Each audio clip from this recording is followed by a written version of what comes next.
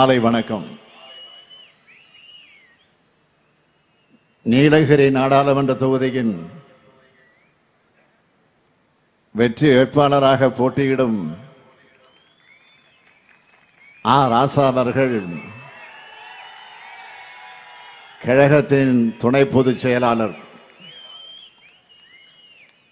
திராவிட இயக்கத்தின் ஆற்றல் மிகு எழுத்தாளர்,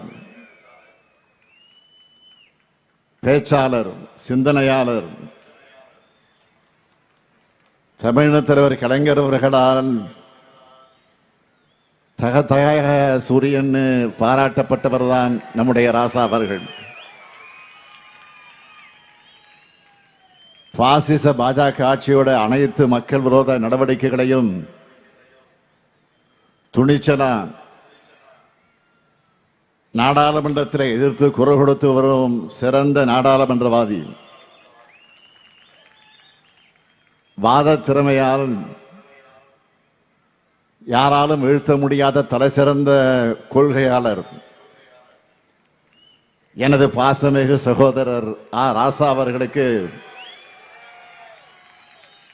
நீலகிரி நாடாளுமன்ற மக்கள் உதயசூரியன் சின்னத்தில் வாக்களிக்க வேண்டும் என்று நான் கேட்டுக்கொள்கிறேன். திருப்பூர் நாடாளுமன்றத்திற்கு சுப்பராயன் அவர்கள் போட்டியிடுகிறார். அவர் சட்டமன்ற உறுப்பினரா, நாடாளுமன்ற உறுப்பினரா, எந்த பொறுப்பு வகிச்சாலும் பாட்டாளிகளின் தோழரா இருக்கக்கூடியவர். சிறு குறு நடுத்தர நிறுவனங்களும் நிறைந்திருக்கும் இந்த பகுதி மக்களோட குரலா நாடாளுமன்றத்தை ஒழிக்க சுப்பராயன் அவர்கள்தான் சரியான போராளி. ஆனால் முத்தரசன் அவர்களின் ஆதரவு பெற்ற தொழிலாளர் தோழர் சுப்பராயன் அவர்களுக்கு திருப்பூர் மக்கள் கதிரறிவால் சின்னத்தில் வாக்களிக்க வேண்டும் என்று கேட்டுக்கொள்கிறேன். இந்த இருவரும் அவர்கள் போட்டியிட்ட தேர்தல்களிலேயே அதிகமான வாக்கு வித்தியாசத்தில் வென்ற தேர்தலா இந்த தேர்தல் இருக்கணும். அதுக்கு நீங்க தயாராகிட்டீங்களா? நீங்க வாக்களிக்கிறது மட்டுமல்ல, இந்த ஸ்டாலினின் தூதுவர்களாக உங்க பகுதி மக்கள்கிட்டையும் வாக்கு கேட்கணும். கேட்பீங்களா? அப்புறம் என்ன, மாபெரும் வெற்றி தான். வேட்பாளர்கள் உட்காரலாம்.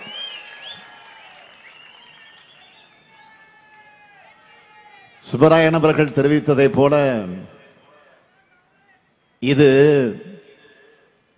மிக மிக மிக மிக முக்கியமான தேர்தல்.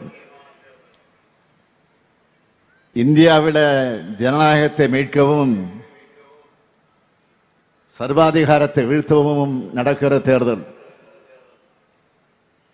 சமத்துவம் நிலைக்க, சகோதரத்துவம் தழைக்க,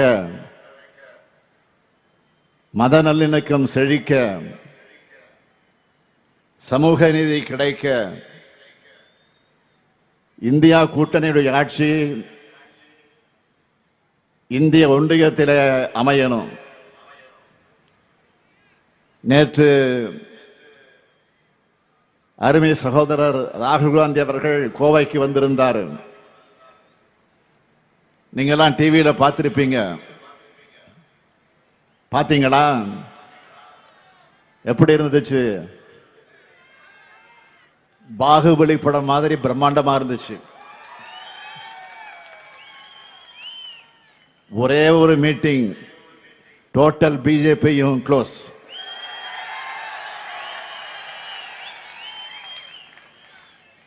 சகோதரர் ராகுல் காந்தி அவர்களுடைய ஒரு நாள் வருகையே பிரதமர் மோடியோட மொத்த பிரச்சார பயணத்தையும் காலி பண்ணிடுச்சு. தமிழ்நாட்டு மக்களை உண்மையான அன்பால மட்டும்தான் ஆள முடியும்னு ராகுல் காந்தி நிரூபிச்சிட்டார். சகோதரர் ராகுல் பேச்ச எல்லோரும் கேட்டிருப்பீங்க. தமிழ்நாட்டை எந்த அளவுக்கு மதிக்கிறார்னு அதிலேயே தெரிஞ்சிருக்கும். அது மட்டுமா,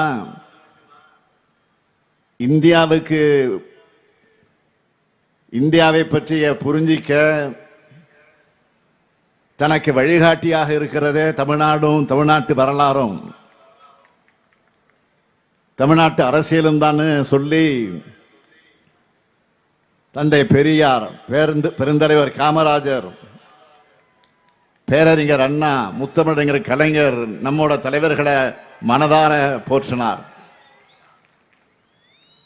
நடக்கின்ற தேர்தல் என்பது சாதாரண தேர்தல் அல்ல. 2 தத்துவங்களுக்கான போர்னு நாட்டு மக்களுக்கு உணர்த்தி இருக்கிறார். சமூக நீதி நிலைநாட்டுகிற நமக்கும் சமூக பாகுபாட்டை விதைக்கிற பாஜகவுக்கு நடக்கிற வரலாற்று முக்கியத்துவம் வாய்ந்த தேர்தல் இதுன்னு நான் தொடர்ந்து சொல்லிக்கிட்டு இருக்கேன். இதே கருத்தை தான் இப்போ சகோதரர் ராகுல் காந்தி அவர்களுடைய பேச்சிலையும் எதிரொலிச்சிருக்கு. திராவிட இயக்கம் தோன்றிய பிறகுதான்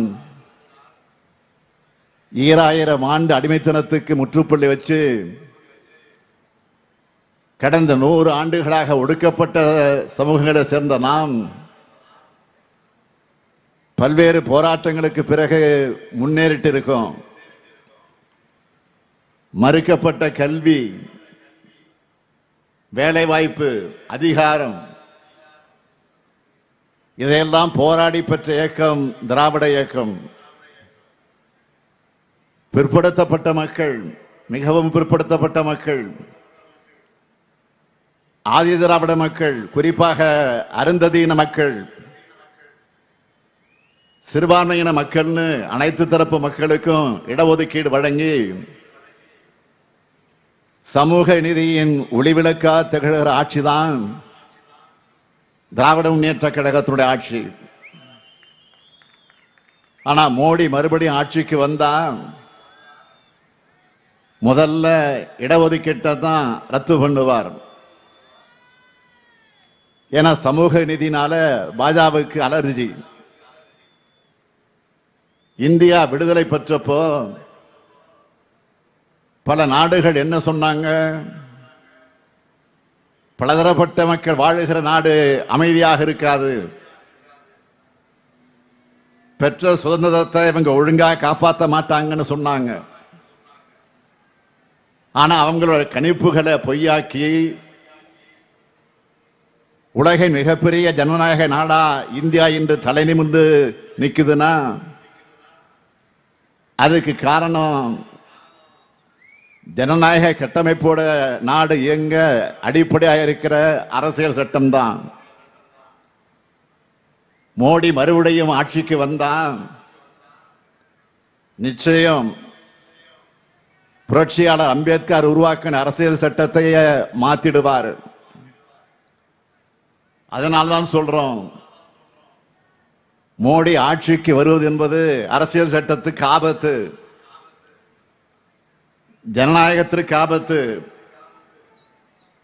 ஒட்டுமொத்த நாட்டுக்கே பேராபத்து. ஏன்னா 10 ஆண்டு காலமாக பாஜக ஆட்சியை பார்த்துட்டோம். நாட்டை எப்படியெல்லாம் சீரழிச்சிருக்கு. பெட்ரோல், டீசல், கேஸ் சிலிண்டர் விலை எவ்வளவு உயர்ந்துடுச்சு, எந்த அளவு தொழில் வளர்ச்சி விழுந்துடுச்சு, வேலையில்லா திண்டாட்டம் எப்படியெல்லாம் தலைவிரிச்சு ஆடுது. மோடி மறுபடியும் வந்தா இந்தியா சர்வாதிகார நாடாக மாறிடும். நாட்டில் ஏழைகளுடைய எண்ணிக்கை அதிகரிச்சிடும். கலவரம் செய்யறது பாஜகவோட டிஎன்ஏலிருந்து ஊர்னது. நேற்று கூட ஒரு செய்தி வெளியாச்சு, எல்லோரும் பார்த்திருப்பீங்க. இதே திருப்பூரை சார்ந்த சகோதரி ஒருவர் வாக்கு கேட்டு வந்த பாஜகவினரிடம் ஜிஎஸ்டி தொடர்பா ஒரு கேள்வியை கேட்டிருக்கார். இதனால் ஆத்திரமடைஞ்ச பாஜகவினர் அந்த சகோதரிய கடுமையாக தாக்கி இருக்காங்க. இதுதான் பாஜக மக்களை மதிக்கிற லட்சணம். இதுதான் பாஜக பெண்களுக்கு கொடுக்கிற மதிப்பு. மக்களை மதிக்காம அதிகாரத்தும் இல்ல அராஜகங்களும் கலவரமும் செய்கிற பாஜக திருப்பூர மணிப்பூர் ஆக்கிடுவாங்க. மொத்தத்தில்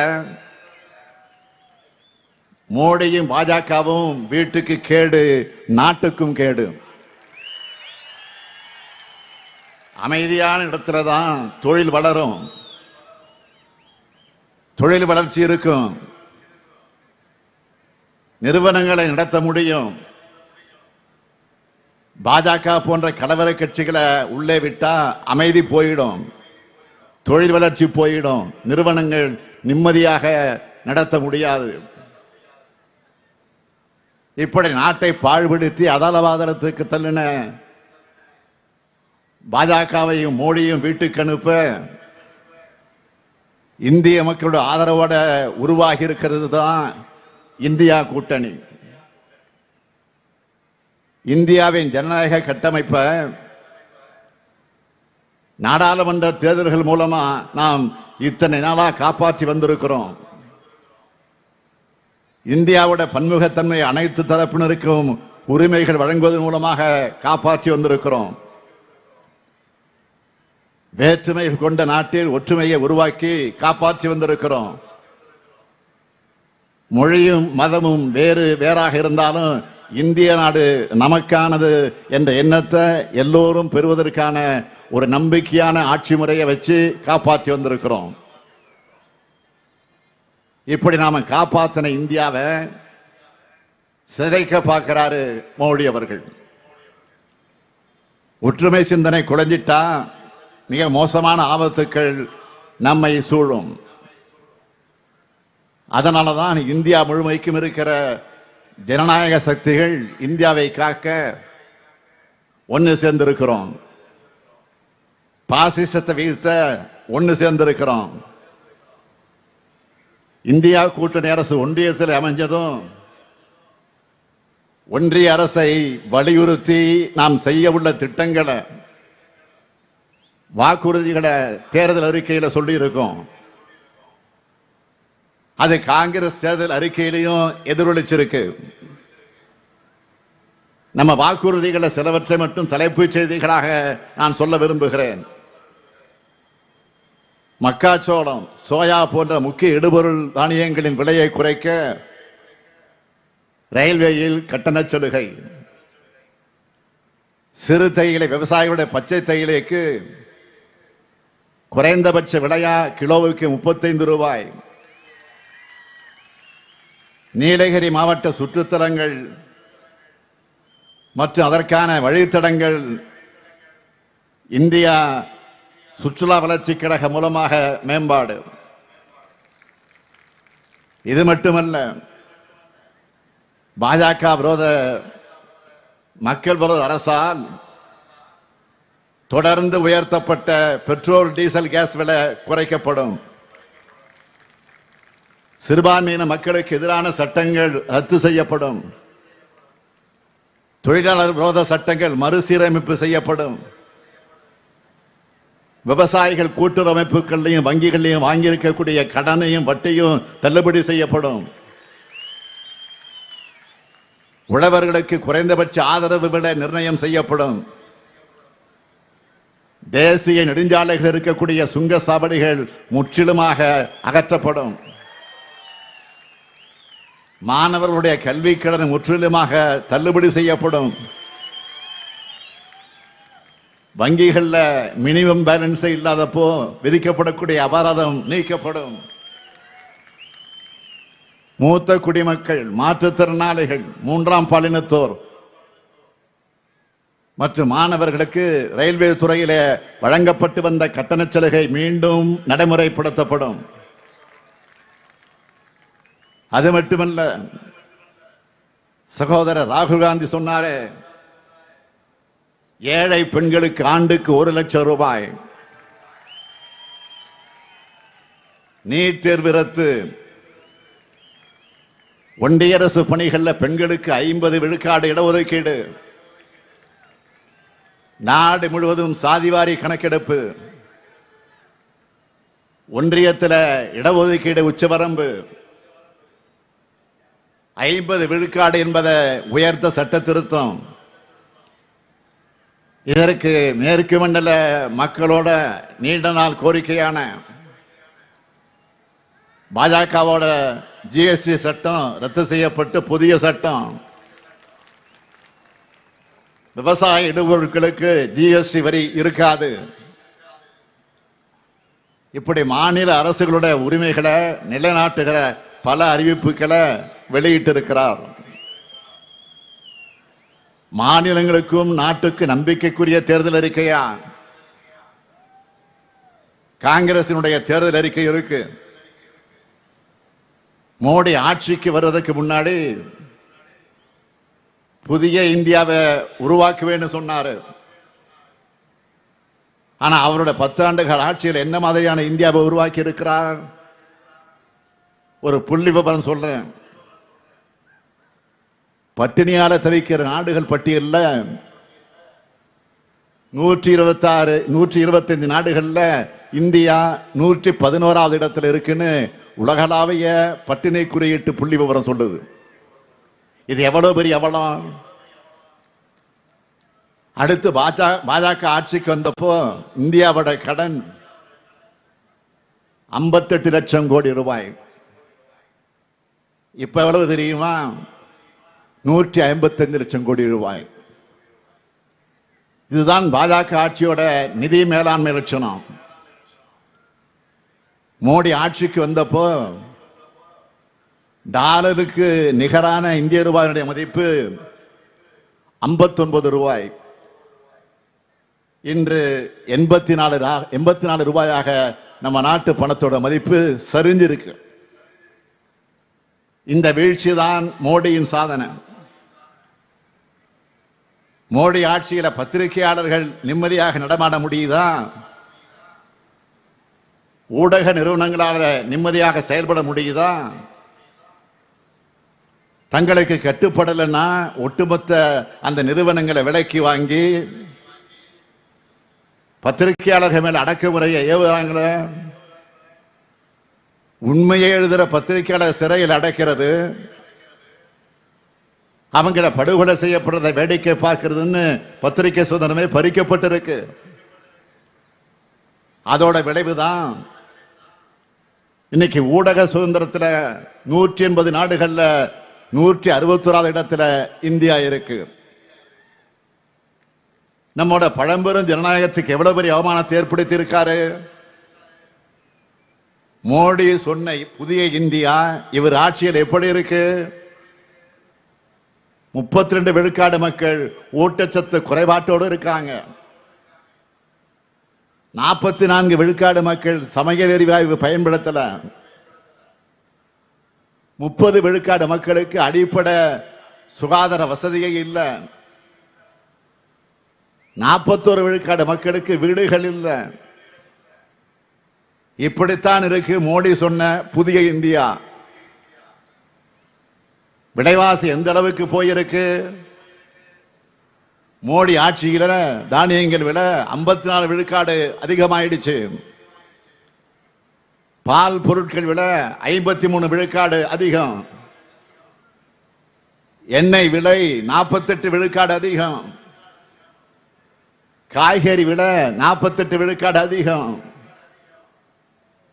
மருத்துவ செலவுகள் 71 விழுக்காடு அதிகம். கல்வி செலவுகள் 60 விழுக்காடு அதிகம்.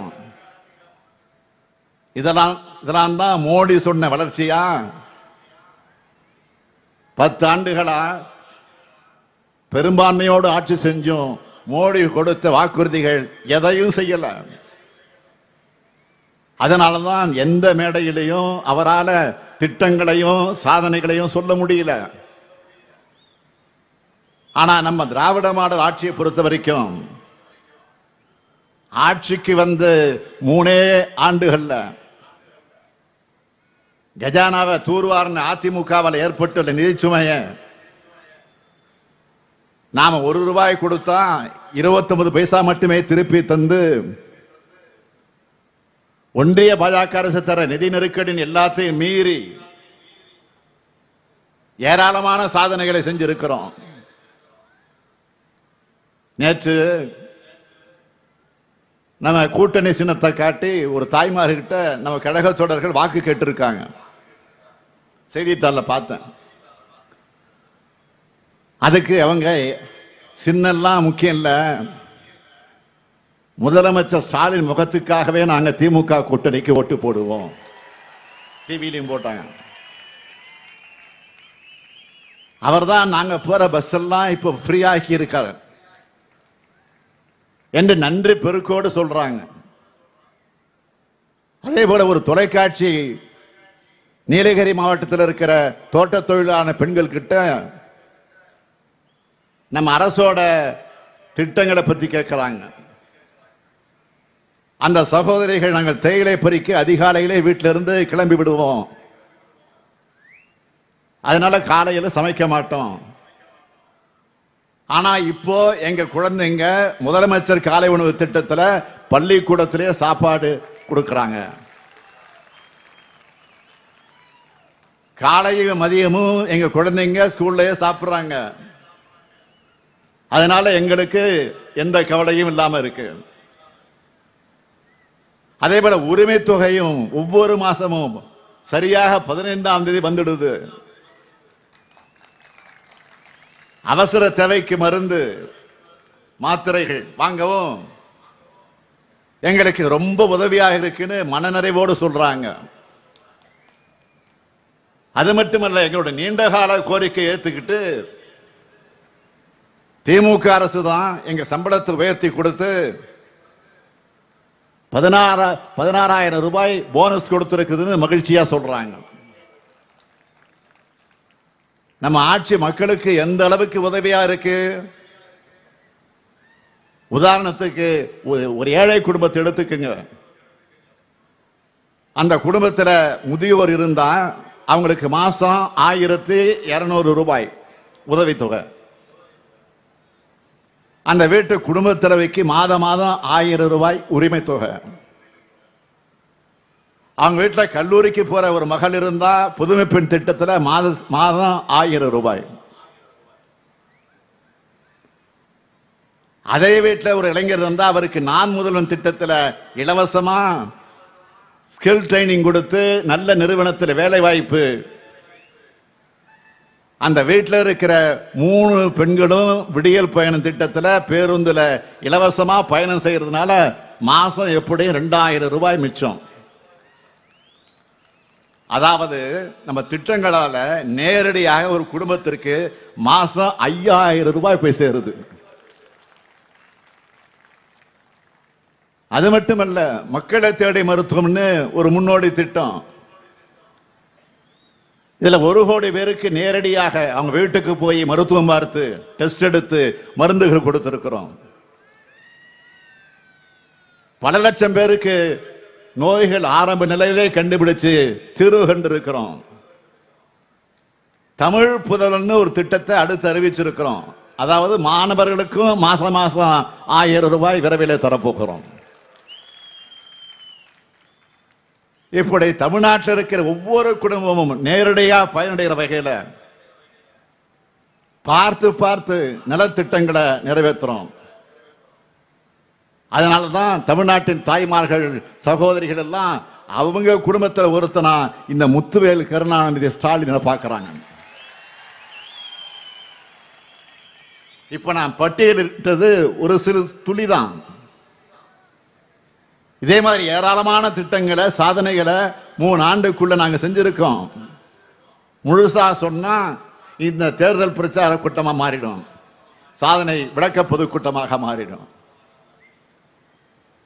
இந்த திருப்பூரும் கோவையும் எப்படிப்பட்ட ஊரா இருந்துச்சு? தமிழ்நாட்டோட எந்த மாவட்ட மக்களும் எப்படிப்பட்ட கஷ்டம் இருந்தாலும் திருப்பூருக்கும் கோவைக்கு வந்தா ஏதாவது வேலை கிடைச்சிடணும்னு பலருக்கு நம்பிக்கை தர நகரங்களாக இந்த 2 ஊரும் இருந்துச்சு.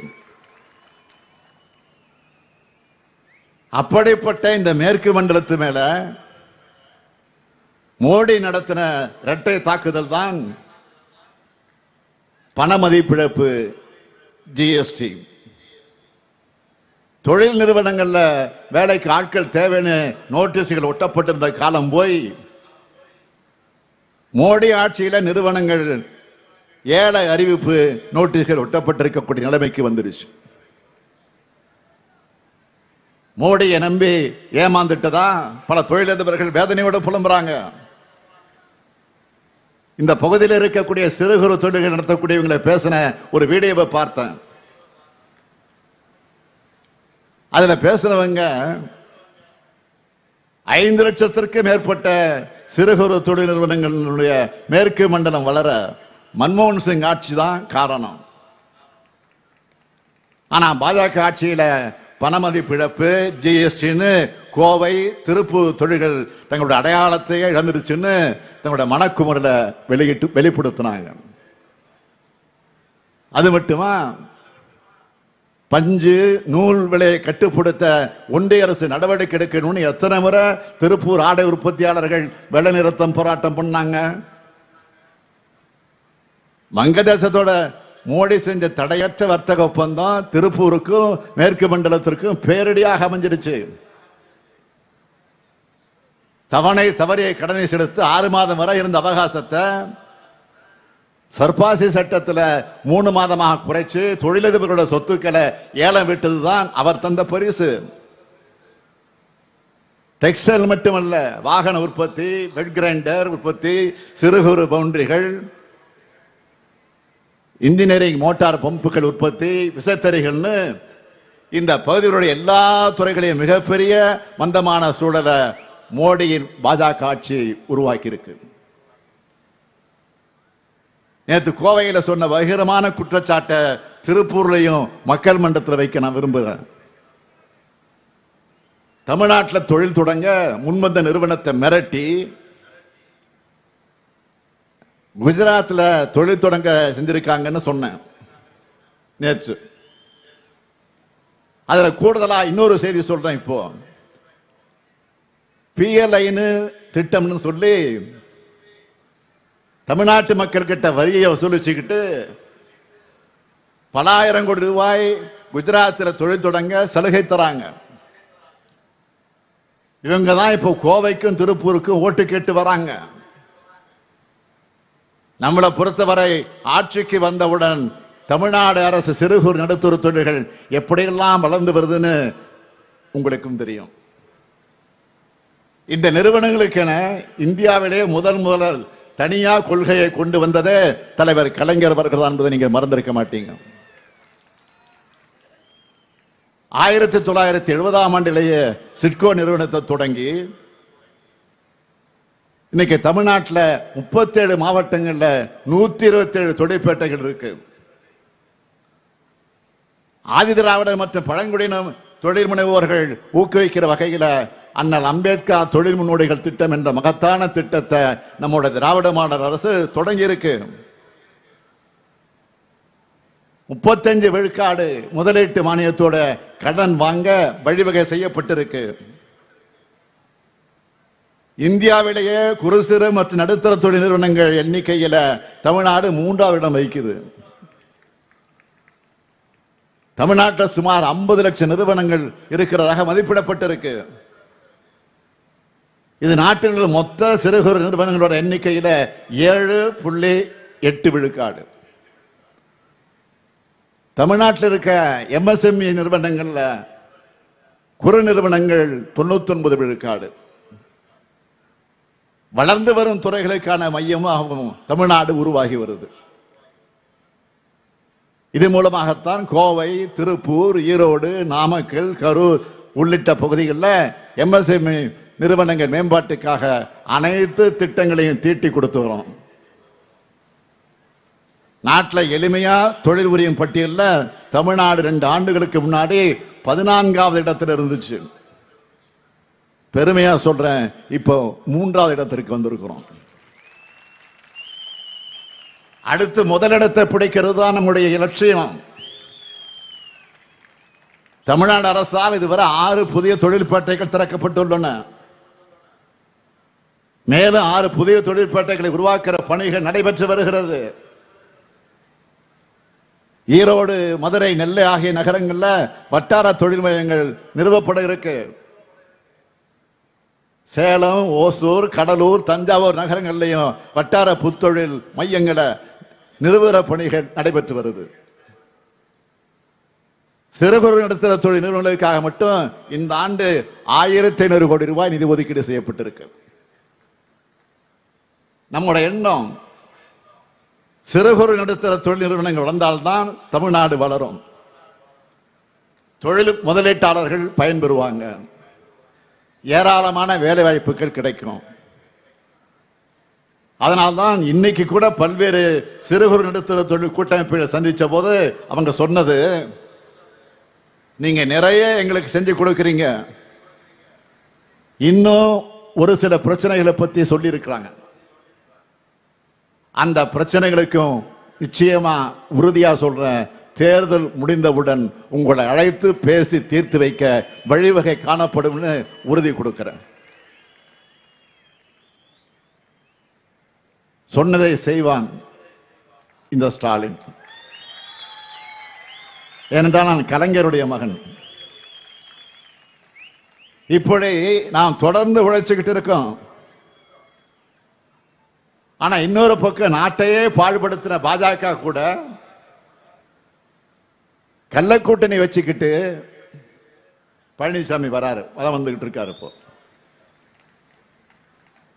பழனிசாமிக்கும் தமிழ்நாடு பாஜகவுக்கும் தான் பிரச்சனையே தவிர அவருக்கு மோடி, அமித்ஷாவுக்கும் எந்த பிரச்சனையும் இல்லை. யார் விசுவாசமான அடிமை என்பதில் தான் வேணும்னா இவங்களுக்குள்ள சண்டையா இருக்கலாம். ஆனா எந்த காலத்திலும் பிரதமரை எதிர்த்து, ஒன்றிய பாஜகவை எதிர்த்து பழனிசாமியால் கட்சி நடத்தவும் முடியாது, அரசியல் நடத்தவும் முடியாது. ஏன்னா சசிகலாவிடமிருந்து பன்னீர்செல்வத்தை பிரிச்சு தர்மயுத்த நாடகம் நடத்த வச்சதே பாஜக தான். சசிகலா சிறைக்கு போன பிறகு முதலமைச்சரான பழனிசாமிய தங்கள் பக்கம் கொண்டு வந்ததும் பாஜக தான். இரு துருவங்களாக இருந்த பழனிசாமியும் பன்னீர்செல்வத்தையும் ஒன்று சேர்த்ததும் பாஜக தான். தினகரனை கைது செஞ்சு சிறையில் அடைச்சு அவரையும் தங்களோட அடிமையா மாத்தினதும் பாஜக தான். இப்போ இந்த பன்னீர்செல்வத்தையும் தினகரனையும் மிரட்டி தேர்தலில் நிற்க வச்சிருக்கிறதும் பாஜக தான். சசிகலாவை அரசியல் பக்கம் வரக்கூடாதுன்னு தடுத்ததும் பாஜக தான். பழனிசாமியை தனியா நிக்க வச்சதும் பாஜக தான். இப்படி டிவி சீரியல்ல திடீர்னு ஆட்களையும் காட்சிகளையும் மாத்துற மாதிரி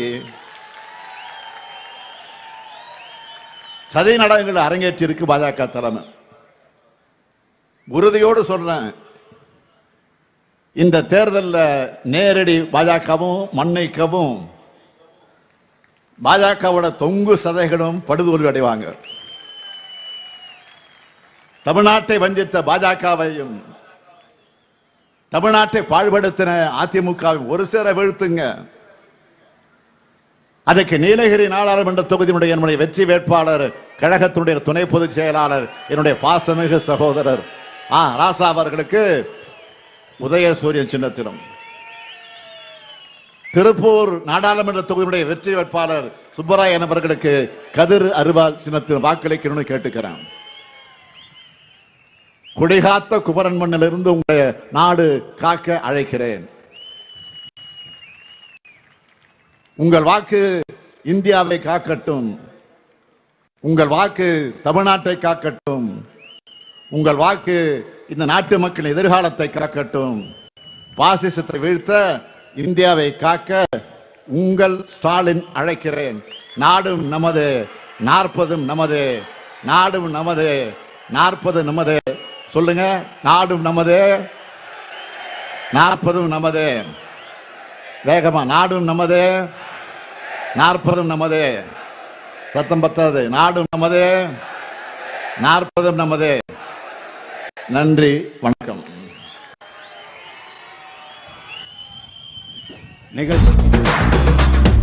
இருட்ட கிழிக்கிற வித்த நம்ம சூரியனுக்கு தெரியும். நாம கட்டுற வரிப்பணம் எல்லாம் நமக்கு தானே வரணும். கேட்கும் போது தராதவனுக்கு தோல்விய பரிசா தரணும். ஆலை உணவு திட்டம்னு பிள்ளைங்க மனசுல ஸ்டாலின் குரல். 1000 ரூபாய் திட்டம்னு மகளிர் மனசுல ஸ்டாலின் குரல். இந்தியாவை காக்க ஸ்டாலின் அழைக்கிறேன். நீர்வீழ்ச்சியின் எழுச்சியா